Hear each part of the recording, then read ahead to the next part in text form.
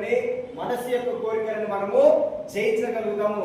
విశ్వాసము లేకుంటే ఎవరి మీద?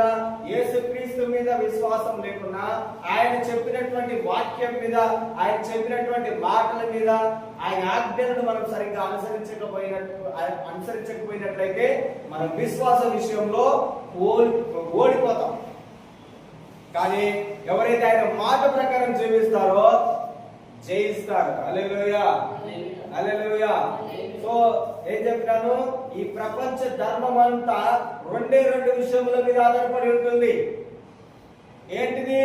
ఒకటి శరీరాశ మీద, ఒకటి మనస్సు యొక్క ఆశ మీద. శరీరానికి రకరకాల ఆశలు ఉంటాయి. శరీరానికి ఏమని ఉంటది? అది తినాలి, ఇది త్రాగాలి, ఎంజాయ్ చేయాలి, నాకు అది కావాలి, ఇది కావాలి, అన్ని రకములైనటువంటి అపవిత్రమైన కార్యములన్నీ ఎవరు కోరుకుంటారు?